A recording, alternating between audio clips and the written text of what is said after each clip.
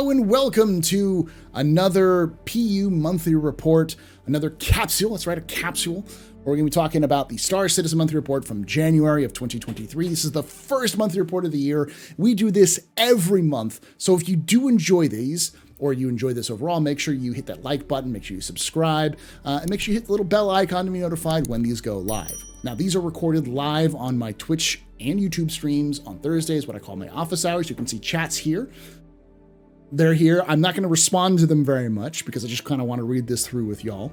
But they are here, so come join us live to get your own questions and comments about this sort of thing on twitch.tv/TheAstroPub, youtube.com/TheAstroPub live, and join me.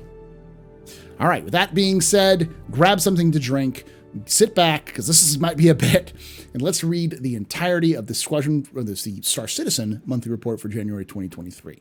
I will say as well, this is not a summary. Like I said, this is entire. There's nothing wrong with summaries, but summaries often lose context of what's being said. And whenever you listen to a summary, you're listening to what that person has picked out as what's important, rather than what you think should be important, because you may have different takes than other people, which is fine. There's nothing wrong with summaries. Just keep that in mind. So, yeah, let's get started.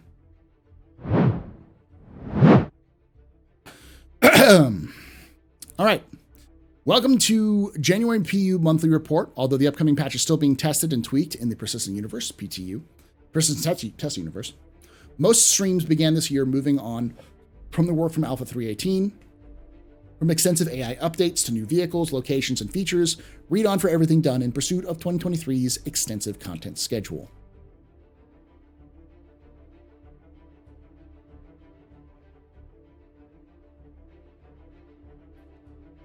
AI features.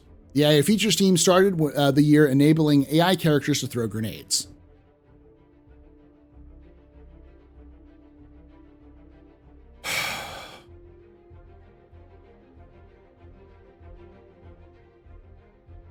I'm already like, oh God, this is going to be terrible.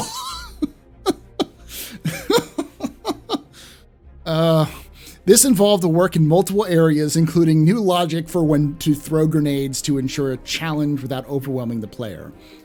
Parabola collision checking to ensure the grenade lands correctly, the animation so that the AI looks correct when throwing. January also saw the implementation of attack and defend areas, which can be assigned to AI characters to direct and control fighting in specific ways. On the most basic level, the defend area limits where NPCs are positioned when fighting, whereas the attack area limits where they target. When assigned either area, NPCs will prepare to fight by equipping their weapons and taking ready stances before moving into the area on high alert.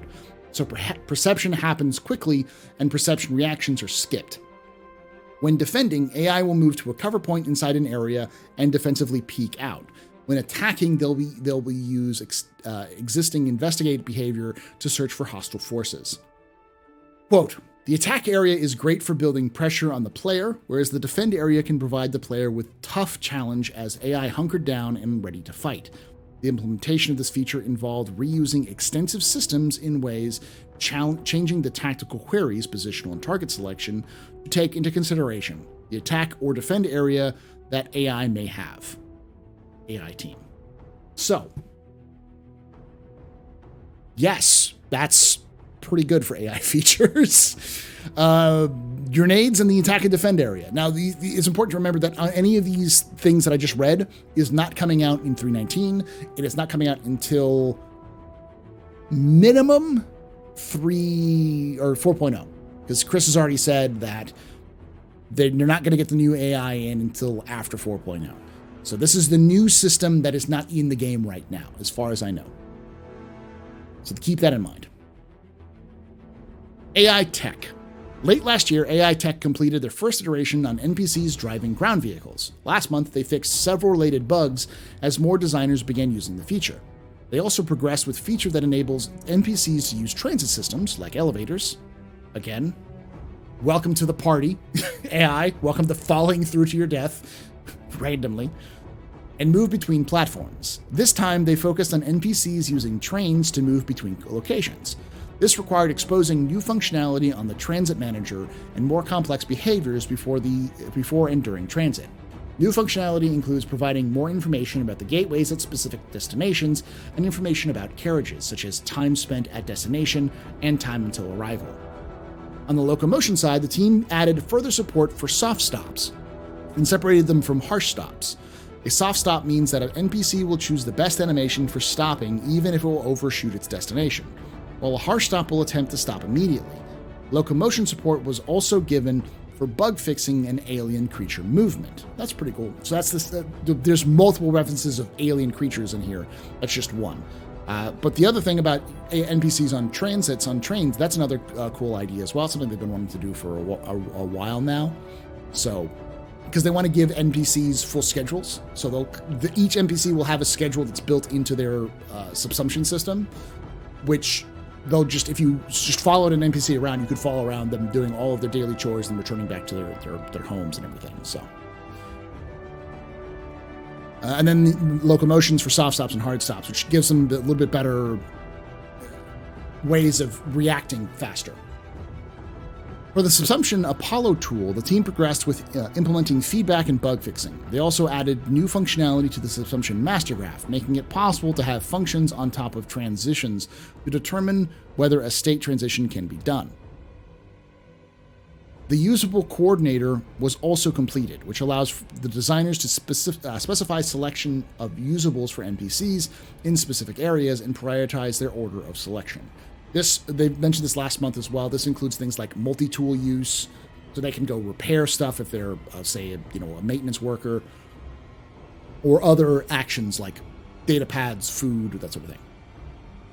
The feature that allows NPCs to perceive threats through audio and visual stimuli and react to hostile vehicles was completed. In a related area, further updates were made to the behavior that enables NPCs reacting to stimuli to enter combat. That's something they talked about last time, where like if you hear an engine, if they hear a ship engine, then they'll react to it.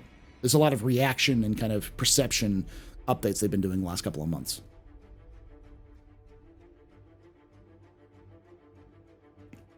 Excuse me. AI Tech started work on two new features. One allows overrides for navigation mesh generation, so that the team can create navigation meshes for specific agents in narrow areas. For example, this will enable NPCs to traverse areas where only a crouch state is possible, such as vents and underfloor areas. That's terrifying. The second feature enables the team to mark areas with increased navigation costs, which will influence the path chosen by NPCs. This will be used to create areas that NPCs should avoid, like areas of fire, or to encourage them to travel to specific areas, like a sidewalk. They also supported Alpha 3.18 and allocated time to tech debt to update some of the AI system's functionalities. AI vehicle features. The vehicle features team focused on space combat AI improvements in January. The vehicle feature team focused on space combat AI improvements in January. The intent is to have combat AI behave in a more dynamic way that encourages player to move and explore the various ship mechanics.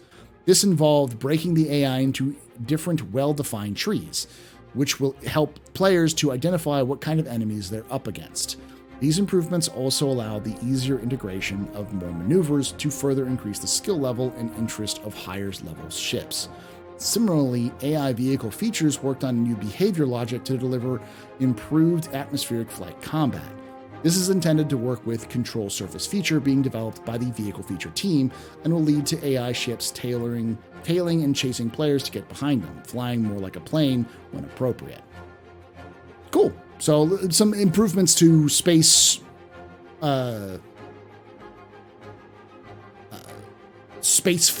fighting and such. So animation.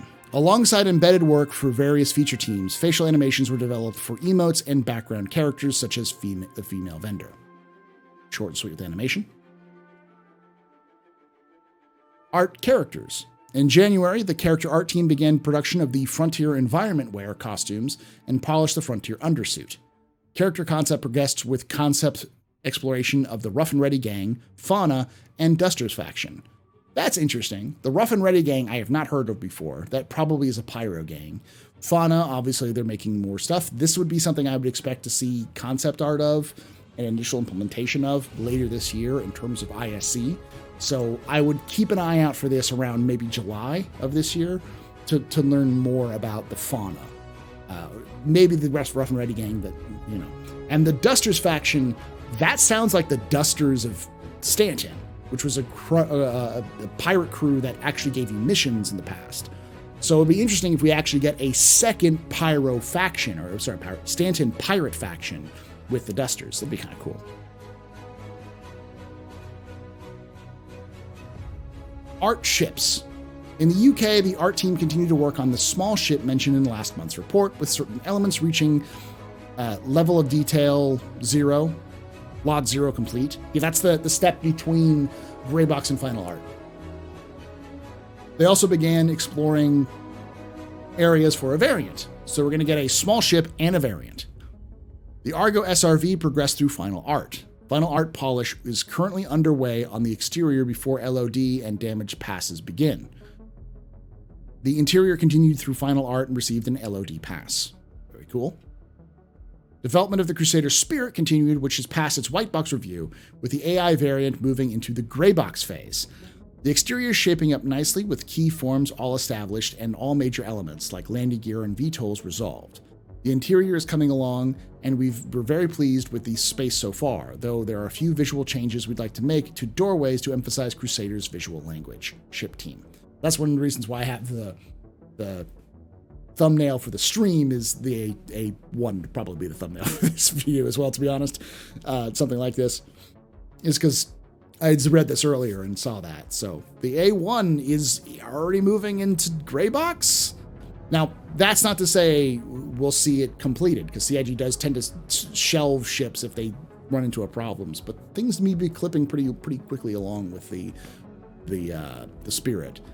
We're moving from white box to gray box over the course of 3 or 4 months, so I wouldn't be surprised if we saw this ship reaching people by Invictus. That's in May, which is several months away now, 4 months away now. So, previously unannounced ground vehicle passed its gray box sanity review before the artwork progressed to LOD 0. So we've got another one that's in LOD 0 before final art. The exterior is almost finalized, with only requiring additional detail while the interior is progressing well. The US team completed art white box for another in-production vehicle, which was then passed on to systems design team. This one's interesting. Get my mic.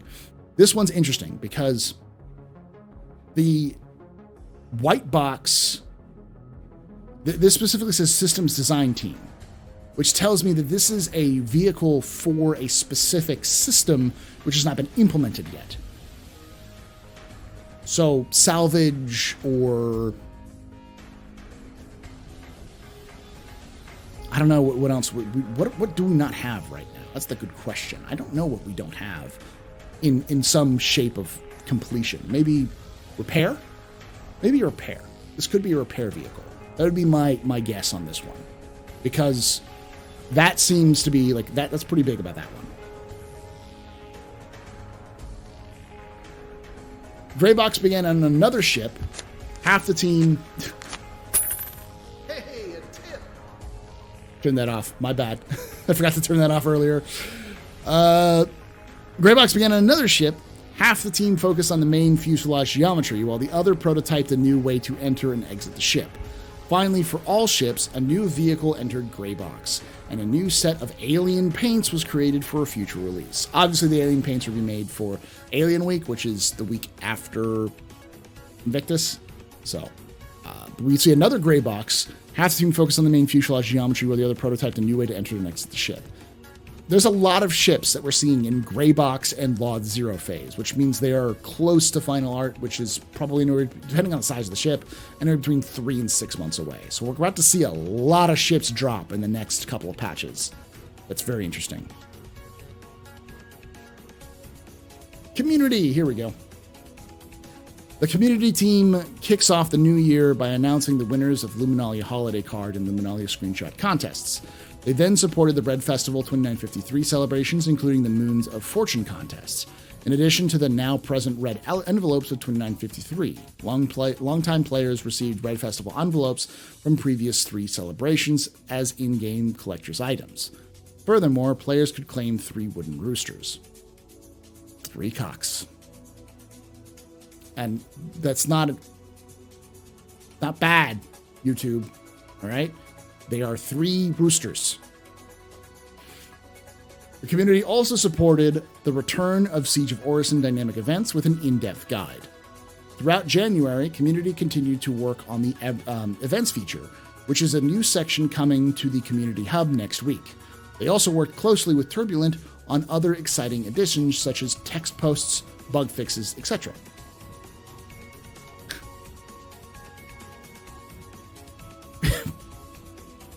Exciting features such as text posts and bug... Xylo. No one thinks bug fixes are exciting. But I'm glad for the enthusiasm.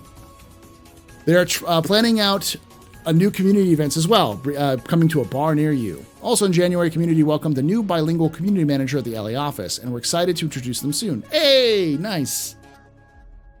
Get new people. Engine. All right.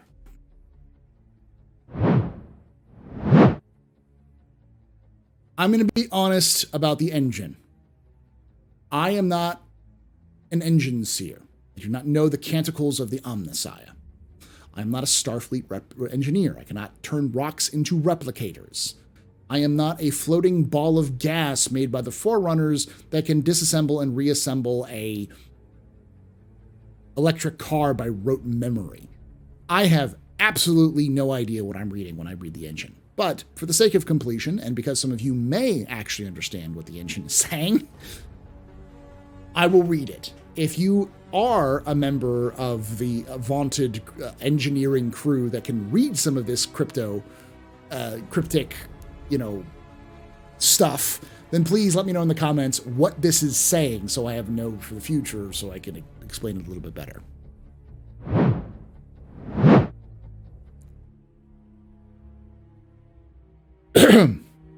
Engine. In January, the physics team's schedule was dominated by Alpha 318 bug fixes and support. Aside from this, triangle vertex and normal transformations for physical triangles meshes were rewritten to use SSE/AVX, which saves 30% of the cost. Furthermore, the physicalization method for ropes can now be chosen per rope entity. I don't know what that means. I still am confused because I don't know if rope actually means like rope or if it's a term in engineering for like development. So on the renderer, various optimizations were implemented into Gen 12, partially based on telemetry gathered during Alpha 318 PTU. Among other things, this included performance improvements or transient lists recording raw requests, a special submission for scene rendering with reduced thread synchronization, and a reduction of calls into the OS for general multi-threading purposes. Additionally, render initialization was refactored to prepare for Vulkan. Last month's Gen 12 support for particle refraction also now works as intended. They're now preparing for Vulkan, which I think pushes my belief that we're probably going to see Vulkan at the earliest 319. I wouldn't be surprised if we saw it implemented, at least one version of it, maybe not the full thing. On the core engine, further improvements were made to remote shader compilers. Last month's work on adding support for huge pages was rolled out internally. Huge pages are now also used within the low-level memory allocator, Gmalloc, to further reduce executable size of the Linux DGS. The gold linker is now utilized in fold identical functions to various compiler-generated data inside binaries. Page heap is now also supported for entities, which use a special allocator to make debugging memory corruptions easier. Lastly, More work was done to support V2 of the PK4 files introduced at the end of last year in the internal development tools. All right, features Arena Commander. Here we go. Throughout January, the team focused on polishing the new Arena Commander front end and racing tracks, including placing the New Horizons Speedway tracks above a new planet, Green 3 of the Ellis system. Some adjustments were also made to racetracks themselves to suit a new Earth-like atmosphere. The team also experimented with new loadouts, section previews on the front end alongside polishing its style and flow. Work continued on the classic race refactor, with the first version of the new race manager and checkpoint setups being tested and feedback addressed. Optimizations and additions such as splits, qualifying, and new analytic data were made alongside improvements to time accuracy. The refactors of both the rounds and spawning modules continued across Arena Commander and Star Marine. This refactor uses the code drastically improved and brought up to current standards, while providing more modularity for new features. It also tackles some of the problem areas that prevented expansion of the old systems, such as separating unintended connections to PU characters, validating loadouts, and adding the ability to change the ship selection while in game. Very cool. A lot of bug fixing there. Features, characters, and weapons. Last month, the features team continued to support the upcoming patch release with critical bug fixes, specifically issues relating to the cargo system, tractor beam, and inventory. They fixed several client and server crashes too. They also worked on player skills feature. This tracks certain player activities and actions with minimal hooks into the gameplay feature logic and with an emphasis on performance. From the data and events gathered, players can improve certain aspects of their performance. For example, a player with a higher level of fitness may have had more stamina or consumed stamina at a slower rate. Okay, that's interesting. I didn't think they were adding the features already. It will be interesting to see if that's being added into the game or if this is just kind of being worked on the back end. The team also has been working on better support for player playing animations. Okay. Triggered by environmental interactions, such as a character physically opening a locker door or pressing buttons on a vehicle dashboard. These are either quick or decorative action sequences with a large focus on reusability to scale with the amount of planned content. There's a lot of balancing to ensure it increases immersion with minimal impact and responsiveness. This is something that's been going through a lot of CIG. This seems to be a new mandate that's been handed down from CIG management over the last couple of years, which is everything they do needs to be easier to scale. So, for instance, right now, if you get into a Gladius and you activate it, you have a little animation sequence that you run. The problem is that is a bespoke animation just for the Gladius. What they're trying to do is make that animation used for all ships and be cheaper, that they can just kind of plop it in and have it quickly be done rather than having to physically animate the whole process to make it better for the long run rather than making it look really good for Squadron 42. All right. Features gameplay. Did I read the last part of that? Yeah. Features gameplay.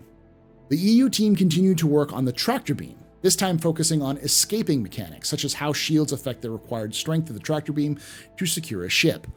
A prototype was built to test potential and help decide whether average shield strength or per shield face determines the required strength. Additionally, the team began to work on detecting and attaching items with tractor beam, which is an expansion of the attached to cargo grid feature. That's cool. So, for emphasis, this is what I was just saying. They're using the attached to cargo grid feature they developed to be able to attach weapons and other items that are on the exterior of your ship into a slot that would normally be too heavy. So you can take your weapons and pull the weapon off of its mount and then reattach it with a tractor beam. That's cool. And then obviously they're prototyping various ways. So this does another kind of, alongside the final art for the SRV, we're seeing more emphasis on the gameplay of tractor beams, specifically when it's interacting with other ships and stuff like that. So this is a good sign. It's a good sign. A clear direction for the expected ship engineer gameplay was also defined. This involved determining the gameplay beats, planning the possible malfunctions and dangers players will face while maintaining their ships. Okay. Additionally, the ongoing mining balance update progressed well, with small changes that have bigger impacts being added to the system. For salvage, gameplay features helped missions prepare to use the mechanic in new content. So this is something they mentioned last monthly report as well, that they're starting to work on salvage and mining missions, the narrative team was. So it looks like the features team is now actually starting to look at that, what it will actually look like in game. In the US, gameplay features continue with the overall design for loading and unloading physicalized cargo, and designs for missions that leverage the new cargo system kicked off. These missions will also utilize the boarding actions now available with soft death alongside the retrieval of containers or other objects of interest. So you may have to disable a ship, board it, take the cargo off, and load it back onto your ship. That's like a pirate mission. Is CIG giving us pirate missions? NPC pirate missions?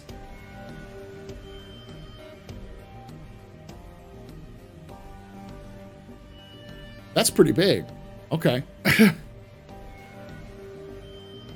The investigation and preliminary design work started on changes to the ship insurance and how it works in conjunction with ship destruction.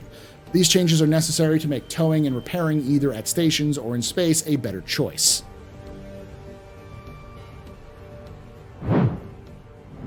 This entire thing is huge. So I'm going to go through this real quickly before I continue on. Tractor beam is now being implemented as a final version of the tractor beam, which probably indicates that they're using the tractor gun that they've had, the two-handed tractor beam, maybe even the ship-based tractor beams.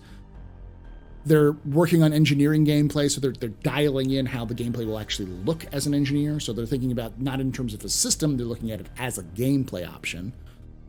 They're also doing balances for mining and adding salvage. They're starting to work on gameplay features to prepare for mechanic. They're actually building out salvage missions. And they're also doing cargo systems, including pirate systems. So this sounds like they're going to be doing missions that are take these 17 various sized crates, pick them up, load them on your ship, take them to another location, unload them, and you're done. Or there's cargo on that ship. Go take it out, take the stuff inside, and take it, but give it back to us so we can sell it. Pirate missions. That could also be legal missions. This pirate ship has got illegal cargo. Go take them down, take their stuff, and leave. So that's what it sounds like to me. And then lastly, repairing. They're going to completely change how insurance works because they want to force you to tow ships in to get them repaired. They want to make you use the repair system. So those timers are going up. Everyone's timers, they're going to try to disincentivize you from claiming. So they're trying to make it so that it will be faster and more efficient for you to get repaired than just to claim your insurance. That's a huge change to how the system is planned. That alone is going to cause a lot of consternation in the community. I'm not looking towards that conversations, but I do want to know your thoughts in the comments below. It's this nice little break in the middle. So, but continuing on.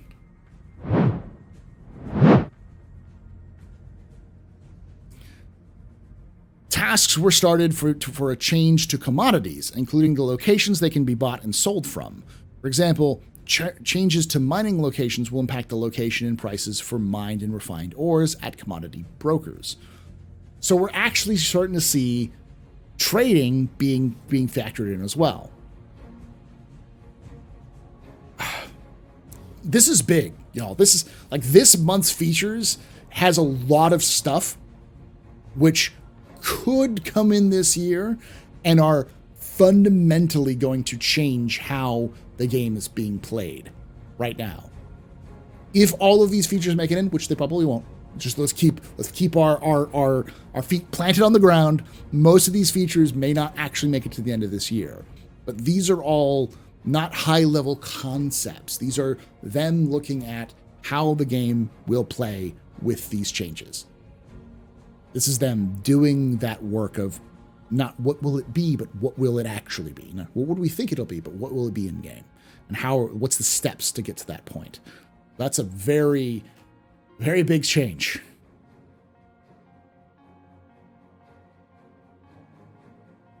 Missions, features, mission. The majority of the mission features team month was spent addressing bugs and balancing for Alpha 3.18. Progress was also made on the design and prototyping of various new missions, including salvage. The order, including salvage, is another mention of the salvage missions. The order we are tackling these missions is based on when we receive the necessary support. So the first missions produced will be the more simplistic salvage ones. These include lawful contract, in which players must pay for the location of salvage, an unlawful timed mission, which players will strip a ship quickly or deal with the inbound hostiles, a lawless mission, which multiple players pay for the location of the same large salvage opportunity, and one in which players must restore a ship using nearby wrecks for materials. But that's an interesting concept.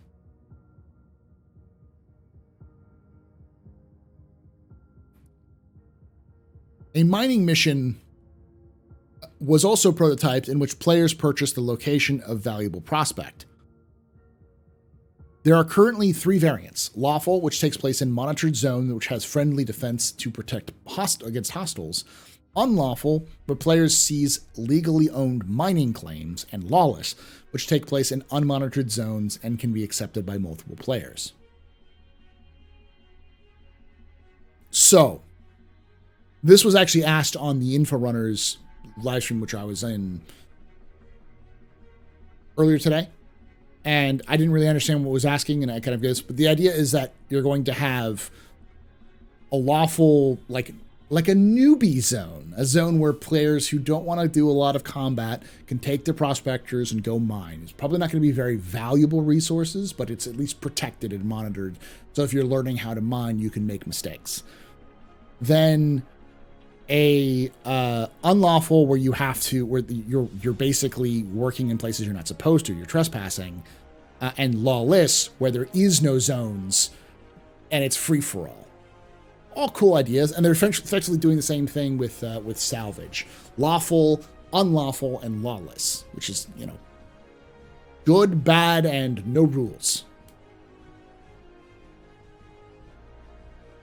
The team are also developing larger missions to set on the Orison platforms. These task players with either preventing the Ninetales gang from stealing Crusader Industries' prototype parts, or stealing them from another criminal organization. A few other missions progressed through the design and work on Bounty Hunting V2, and the Mission Manager update continued. That is big. That's a small little addition, but Mission Manager. So for those of you who don't know, the Mission Manager is going to get an entire rework. They've talked about it a couple of times in the last month. And some of the mentions were the concept that you will not necessarily be able to accept all missions through your mobiGlas. You may have to go to the TDD, the Trade and Development Division offices, which are on those various landing zones, to accept those missions. Because CIG wants to force you to go into their landing zones, for good or for ill. So, it's interesting. Finally, for mission features, designs for defending player ships from intruders and ship-based hostility were worked on. These features are intended to replace the simplistic hostility currently in-game, where ships remember the hostility of the last pilot or turn hostile the moment the hostile player steps on board. Oh, that's a good change.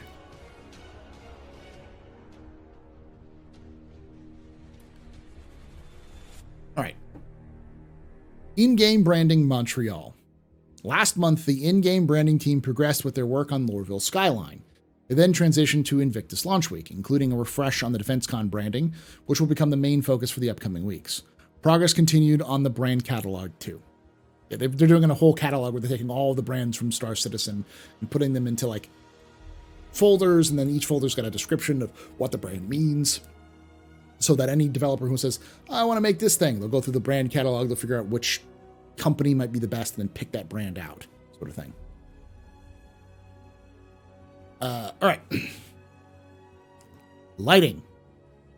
The lighting team this year began making progress in several key areas, including tidying and bug fixing Area 18 to restore its intended appearance. Work on Pyro continued, with the team lighting the interiors and exteriors of the Colonial Outposts and Ruin Station. They also supported the ongoing rework of Lordville's skyline, touching up and improving several areas around the city. This is not Area 18. This is Pyro's Ruin Station, I think. Live Tools, Montreal. In January, the Live Tools team Live Tool team worked on several improvements to the local development environment tool. They're currently finalizing the last step of implementing the Entity Graph tool into the Network Operations Center. The roadmap for 2023 projects was also refined, with the addition of new projects that will support server meshing. So, yeah, a lot of stuff for back-end stuff is what they were working on.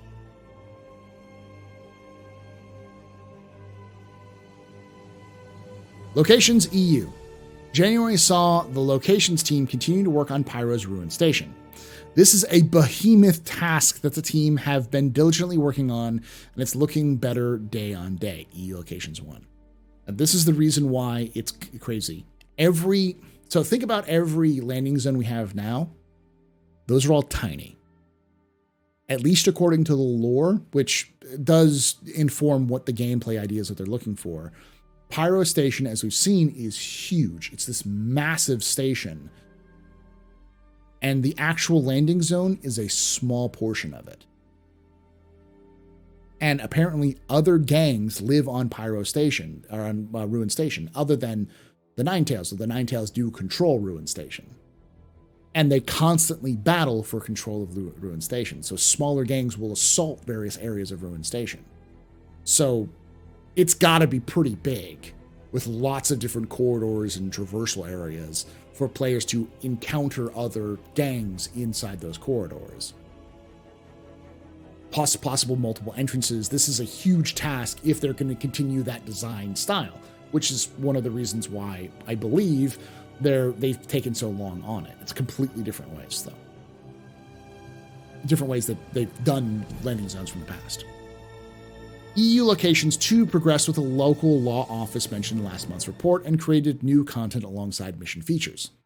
The Sandbox teams further developed the Colonial Outposts and continued exploration and development of the underground facilities, UGF. Production is starting to ramp up, and the team are feeling good about the work being done. Sandbox team. You should, Sandbox team. You should. The Organics team spent the month reworking areas already in the game and progressed with the art benchmark for Rocky Caves. They did update forests in this last patch, so like Microtech forests look a lot better in 3.18. And working on Rocky Caves, which is nice. And this, for those of you who have been joining us for our lore streams or relic streams, this is those hutches that we see all the time that are ruined. This is the actual working version of that hutch. So. All right, narrative. Oh, chat has corrected me. I said Ninetales. I should have said Xenothreat. Thank you, chat. I screwed that one up. It's Xenothreat who controls Ruin Station. I get those two somehow mixed up in my brain. So you can comment down below how I screwed that up. I'm not fishing for comments, I swear. Narrative began the new year with a continued push to support the latest patch and progress with tasks started before the holidays. This included working with the design teams to start scripting upcoming mining and salvage mission content. They also continued developing stories for the first batch of investigation missions and discussed potential upcoming content. The environments and design teams provided updates on new locations that will start appearing in the game to support bounty hunting. Narrative worked closely with them to ensure that the areas align with existing lore and gameplay expectations. This means that we're going to see bounties at locations which are typical for outlaws to visit. So you won't find like a bounty target in Area 18. You'll find them at Jump Town or the Orphanage or Raven's Rock, or any of the other, or Raven's Roost, whatever, remember all the sites. All of those locations which are more hostile, or places like R&D Orinth, Reclamation Disposal Orinth, or any of the salvage locations you might find them at, because those are a little bit more gray areas of legality. Planning was also undertaken for the year ahead. Part of this included building a comprehensive resource listing all of the various organizations and NPCs and what mission content they offer. Wow, okay. This provides a single source for team members to reference when coming up with new missions. Narrative are also seeking to leverage their dedicated narratives designers to look at current mission giver setup, as well as prototype simple story-based missions that could be placed around the various landing zones to provide additional content. Very cool. So it looks like they're actually looking in for mission givers to improve the mission giver stuff, which is good because a lot of these mission givers only have like one mission to do. So it'd be interesting stuff then. So the term also published their new schedule and approach to lore dispatches. In short, we have scaled back on original fiction content for the website in order to focus on in-game content. The ultimate hope is that we'll be able to resurrect these stories and news updates in the game.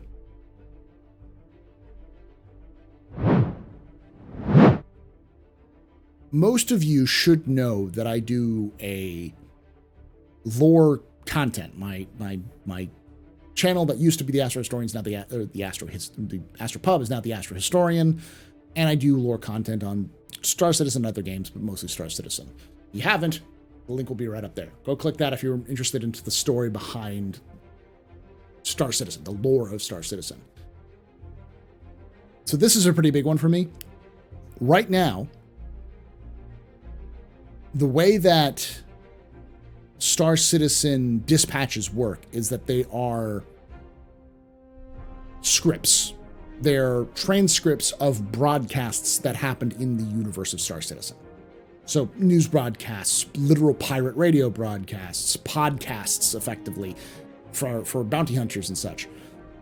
So these are how the lore is given to us often in these dispatches, in these lore, these serialized, these fiction reports. This statement seems to imply that CIG wants to bring this content to us in-game, which, at least to me, indicates the final goal is to take this content and make it in-game, meaning getting that broadcast from that news channel, listening to that pirate radio station, not just reading it, but getting it in-game. And I know that if you're listening to this right now or watching this right now, it means you don't like to read a lot, or you don't have the time, or other reasons. There's a reason why you're listening to me. You should still read this on your own, especially if you're intrigued on this stuff. But so that's big. That's huge. That's a lot of resources that they'd have to put towards it. But I do think it would add a lot more immersion and a lot more buy-in for the universe as well. So that's a big update. A lot of these small little mentions, which are huge implications for this one.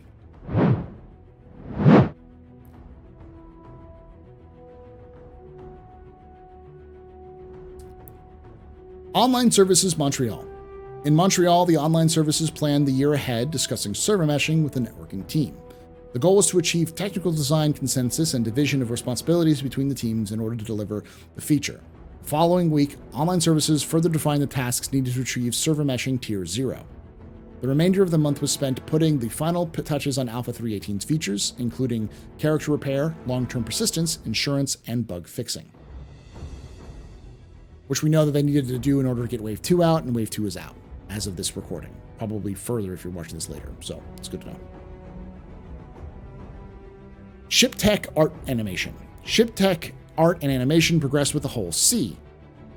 But this is interesting, because in the past, they've said that the Whole Sea was completed. It may have just been for that crew was completed, but this is another mention of the Whole Sea. January saw them working on the animation and state setup for the ship's expanding cargo module.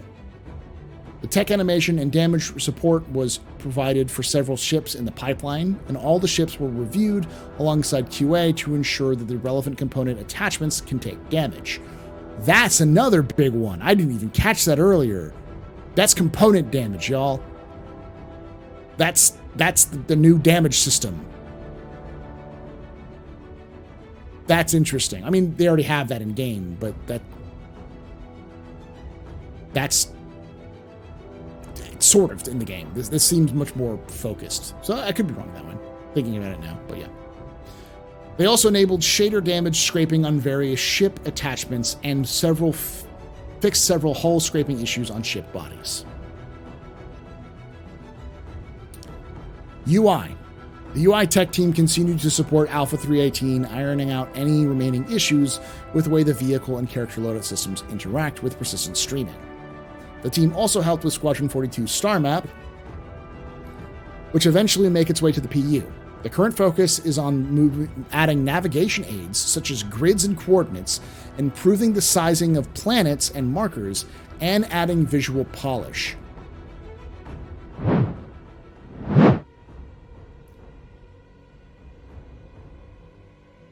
Coordinates. That's big. Because up until now, CIG has said that the coordinates was too complex for them to add. They're adding actual coordinates and grids to the maps of Star Citizen. We can actually say grid 75 at 332 north, 445 south, or whatever.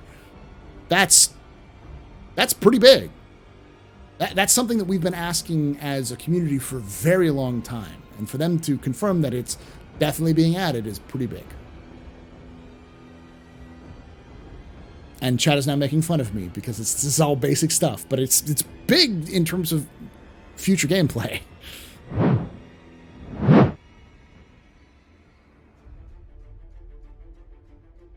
VFX. Last month, VFX carried out several CPU to GPU particle library conversions, starting with vehicles. The sheer number of existing libraries combined with new content being added all the time means it can be sometimes tricky for the team to revisit and update older libraries. We're getting there, though, VFX team. So, elsewhere, pre-production began on some new locations, including a huge underground facility and rock caves. The team also continued with the snag list mentioned last month. While some of this is done for Alpha 318 workspace, it was continued in staging content when Alpha 318 was locked down in the build-up to release.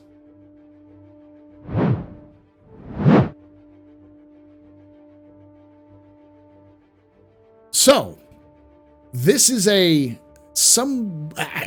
was expecting this to be shorter, but it's not shorter. This was not a shorter one. There were some that were simple in terms of answers, but there was a lot of dense stuff that's being worked on. Now, again, for those of you who don't know, January is a month for planning for CIG, so a lot of this stuff is likely the direction mandates that they got from their meetings of where they're going forward, which is pretty big in some of this. VFX obviously mentioning another huge underground UGF with rock caves. We have the star map being worked on, as well as some loadout issues from the UI team. We have the whole C being worked on. We have the start of server meshing, the actual start of server meshing, not just the ideas, but actually beginning the work, laying out who's doing what, all the responsibilities. Narrative is trying to bring stories, trying to bring lore posts into the verse. They're trying to revive some story-based missions with mission givers. And they're also laying out the groundwork for things like bounty hunting, where NPCs would hang out in various locations. The locations team is working on Ruin Station. They're working on law enforcement locations, colonial outposts, organics, rocky caves. We're seeing stuff added to server meshing for the live tools team, lighting in Area 18, pyro. Then continuing on the Lorville Skyline and Invictus Launch Week, which we're starting to work on. Then the mission features thing. Bounty hunting, Orison Platforms missions, changing how boarding will work for missions. complete overview of mining missions and salvage missions. And then with the features for gameplay, they're adding commodity changes, they're adding pirate gameplay, they're adding like pirate missions, they're adding, they're going to change how insurance works, a complete work of shields and shields with tractor beams. We're talking simplifying it, like animations. I'm looking through all of this. Player skills feature began to be worked on. Arena Commander has been worked on with all of its the stuff we kind of saw from the ISC. If you've watched the ISC, if not, go check it out. It's a good one. The engine team is doing optimizations and a bunch of other stuff like that, making it cheaper. Community is working on some more stuff for community events and for the hub. The art is working on several new ships. 5, I see. 1, 2, 3, 4, 5. So there's 5 new ships that are being worked on in various stages of completion, but most of them are moving out of white box stage into gray box or LOD, so they're moving along, as well as the SRV getting almost finished, and the Crusader A1. The Spirit A1 is headed into the gray box. We've got new Dusters faction concept, as well as a new gang and fauna mentioned. We've got new emotes and new animations for background characters. AI vehicles can now they have better behavior when doing with like flights, and better chasing behavior, as well as the AI tech team with things like, I'm trying to go through all this to summarize it, allowing them to crouch,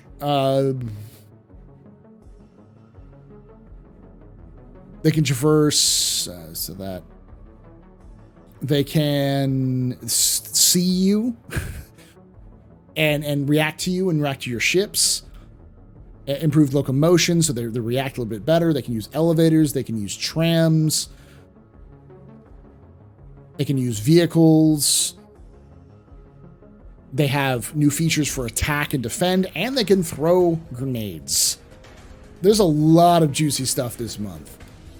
Hopefully that helps you out. As always, when I do these, I do want to know if this helps you. I do this for y'all because I want to make sure that people get full context of the monthly reports, and people seem to enjoy this. So if you do enjoy this, please let me know in the comments below. I'd love to hear your thoughts.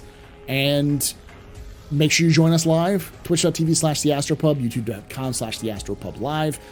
Come join us live while we read these on Thursdays at 9 p.m. Eastern, 6 p.m. Pacific. Love to see you here. Want to know your thoughts in the comments below. Let me know your thoughts on any of this. Do you think I've overreacted on some things? If you're a person who's fluent in engine speak, please do let me know. What does the engine mean? What does engine say? What is engine? And of course, as always, hope to see you someday in the black.